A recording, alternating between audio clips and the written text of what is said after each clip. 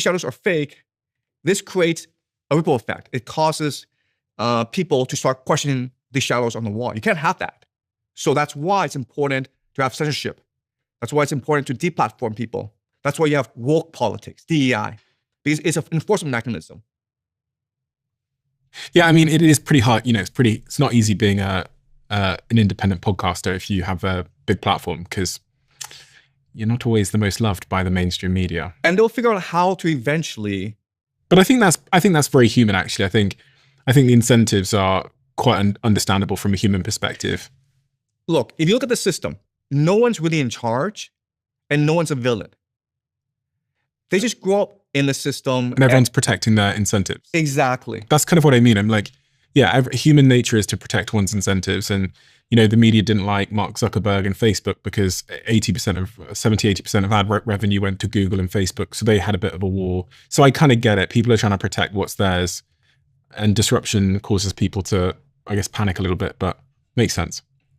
But the problem is that over time, more and more young people are going to grow up and say, I don't see shadows. I'm pretty sure we're being lied to. In which case, this presents an opportunity to overthrow the system and create a new system. And this is why AI is important.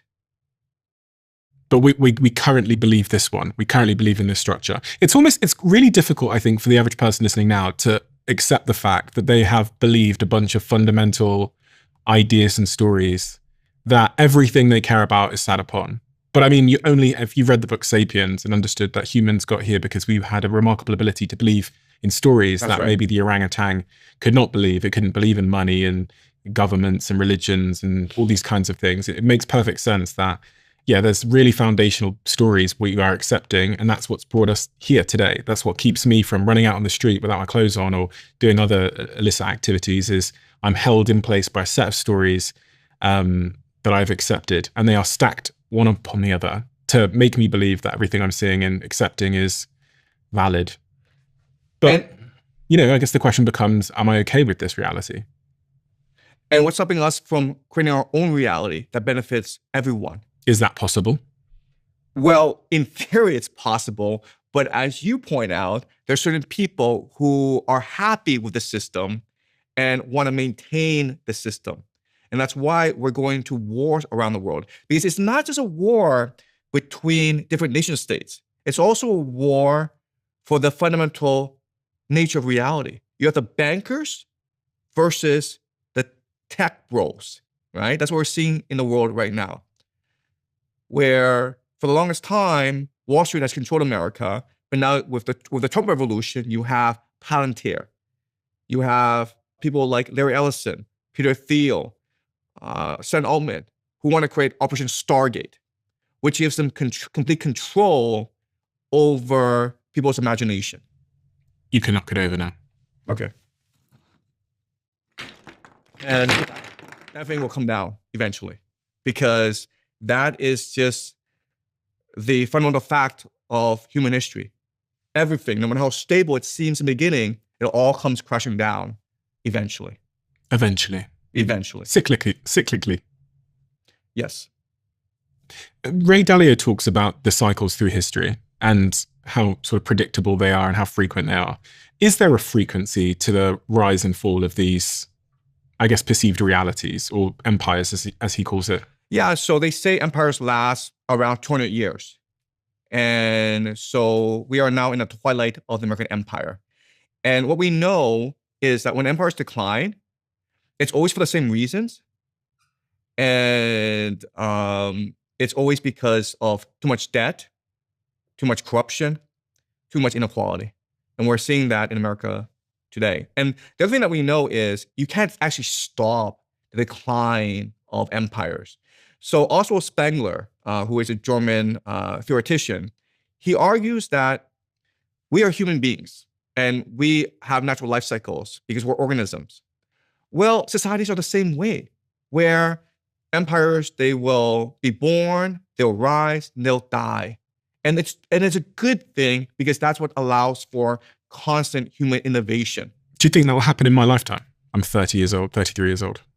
It may happen in everyone's lifetime. It may happen in the next 5 to 10 years. We are seeing. Do you think that's going to happen in the next 5 or 10 years? I think there's a very strong possibility that the American empire will collapse in the next 5 to 10 years because it is overstretched, it's in too much debt, and it is really angering the entire world. It's basically unifying the entire world against it right now. And if that is to be the case, what would you give me as advice as a 33-year-old? What actions should I be thinking about taking now, based on what you know about history, to make sure that, you know, it's not too bad for myself?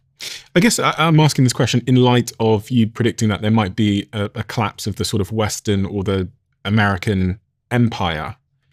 And in such a scenario, I was wondering what it would look like to be an American. And is there a solution or a course of behavior one should take in such a scenario? But I guess that's the key question, which is, if the US empire does collapse, how does American life change or Western life change?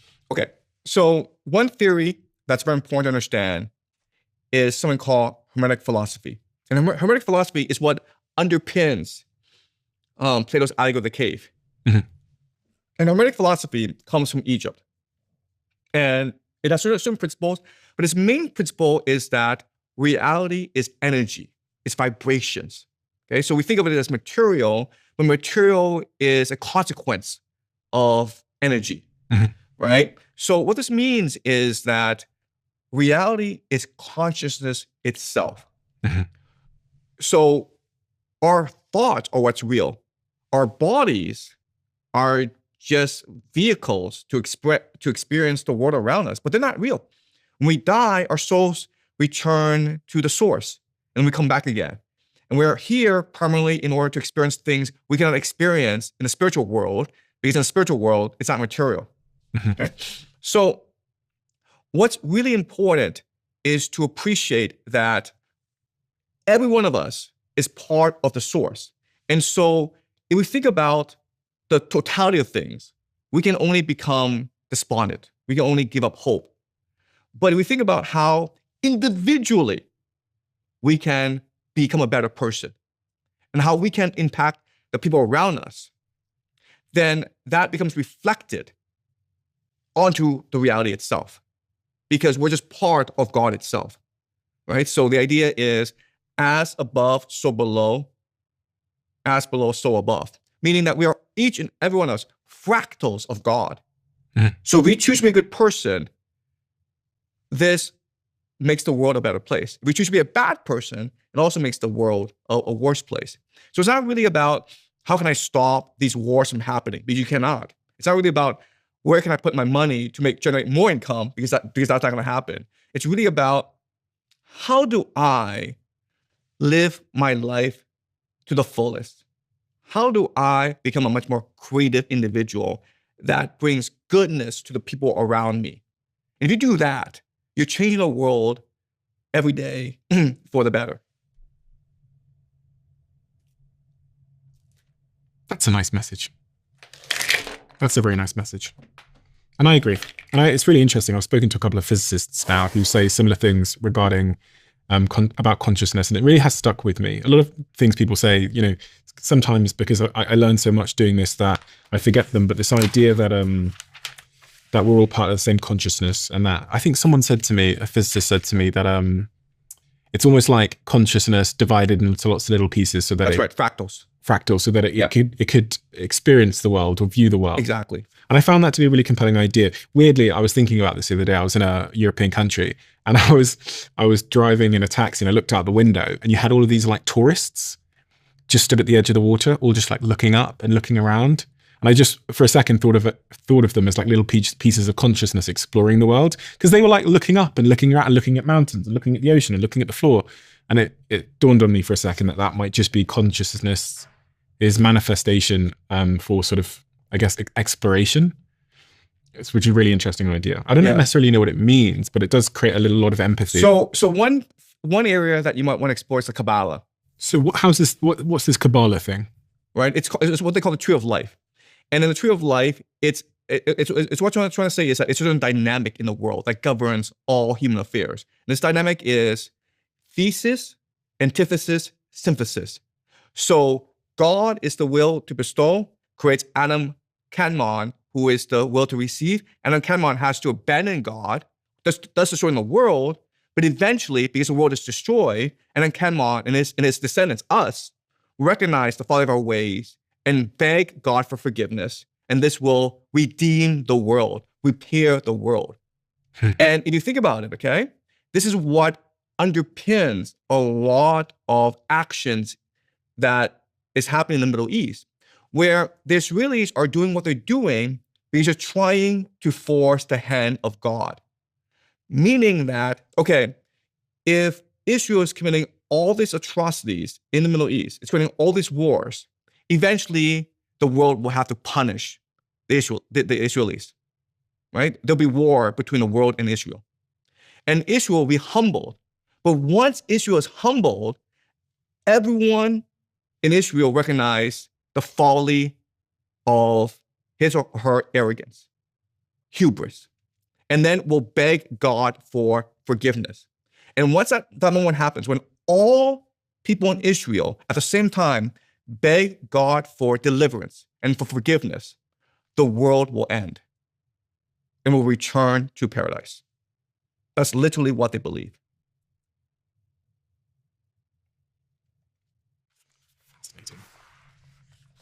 We're going to have to stop there, Professor. Okay. We have a closing tradition where the last guest leaves a question for the next guest, not knowing who they're leaving it for. And the question left for you is, who will you miss the most and why? Well, I will miss my wife the most because I met my wife about 10 years ago. And this was a time in my life when I had hit rock bottom. I went to Yale, and so I have a very elevated sense of myself and my abilities. And so I went into the world thinking that I would conquer it. And after decades of failure, I basically became very depressed. Failure? Yes, meaning I didn't have a job, meaning I didn't have much income, meaning I didn't have much hope in my life. And so I was working as a teacher, and then through a mutual acquaintance, I met my wife. And I think that it was because I became so depressed that my heart, I begged for relief. I begged God, even though I don't believe in God, for salvation and redemption. And my wife came as an angel. And what she did that no one else did before was she loved me unconditionally. She was kind to me. She told me to believe in myself. And she proved it by making the ultimate sacrifice and having a child with me. Right? It's one thing for someone to say, I believe in you, I love you. But it's another thing to have a child with that person. And so that changed me totally. And I said to myself, I can't despair anymore. I have to work hard. I have to provide for my family. And at this time, I was thinking that maybe I could help certain students go to Yale. Like, in China, consulting is a huge business where if you help package a kid and you get to Yale, you get about $1 million. That's a lot of money, right? And she told me, you can't do that. You have to be true to yourself and you have to be true to our son. Set a good example for him. And so what happened was that I got a job as a high school teacher. And then I started to make these YouTube videos. And then it blew up online. And this was not something that we expected. It's not something that we planned for. It just happened organically. So it was my wife, just by saying, I love you to me, and I knew it to be true because we had a child together, we started a family together. By loving me unconditionally, by being kind to me, it changed me forever. And that's what empowered me to want to share myself with other people as well. And so I don't know how I will ever thank my wife. I'm forever grateful for her. And before I didn't really mind leaving this world, but I don't want to leave this world anymore because I don't want to separate from her. Could you have expected that you'd have the success you've had online? You've got almost 2.5 million subscribers on YouTube alone, getting millions and millions and millions of views on your videos. I mean, some of your videos have almost 10 million views on various channels that you've been on. You've only made 146 of these videos, and your channel has grown immensely. Could you have imagined? I did. You did imagine? Yes. You thought it would go like this? Not this big, but I imagine, I would find people who believed in what I was doing and would be inspired by what I was doing. And I knew this because when I met my wife and I fell in love for the first time, and we loved each other unconditionally, my imagination started to open up. I could see and feel things that were not available to me before. And it was as though I became much more connected to the source. I became much more connected to the universe. And the universe was giving me insights as to how to proceed. And so I had one day an inspiration. Let me start our YouTube channel and let me make stupid predictions and see where it goes. Because if I'm right, then I would be pretty famous. If I'm wrong, then I'm an idiot. But what gave me the courage to imagine all this was, again, the love of my wife. So that's why I say kindness and love. So I did imagine this, but not to the extent that, my YouTube channel has blown up. You've only been doing it about a year. I don't think I've ever seen someone get 2.5 million subscribers in a year, especially making a geopolitics and it's mainly geopolitics, isn't it? And history videos in a year. That's crazy. But I will tell you this. It has not changed me, because being with my wife, having a family, I know my mission is to share myself with others. So I could easily create a media education company like Jordan Peterson and start my own university. I don't want to do that. I want to share myself with others. I want to constantly learn. I want to constantly ask questions. I want to be open-minded. I want to be brave for my wife and my family. And so, yes, I did succeed. And I thank the universe for letting me succeed. And I thank most of all the fact that I succeeded at an age and at a time when I can focus on a mission and ignore the fame, the wealth, the status. Are you happy? I'm very happy with my family, because it's my wife and my children who bring me tremendous happiness in the world. The YouTube channel, if they close it down tomorrow, and they might, I wouldn't be at all unhappy, because I could just go and create more videos. What matters is a source of my creativity, which is the love I have for my family. That is beautiful. Really beautiful. I mean, it's really self-evident the value you're giving to people, because the amount of people that showed up in my comment section and demanded that you come here was staggering. In fact, that's actually how I learned about you. Was I just saw your name so much in the comment section.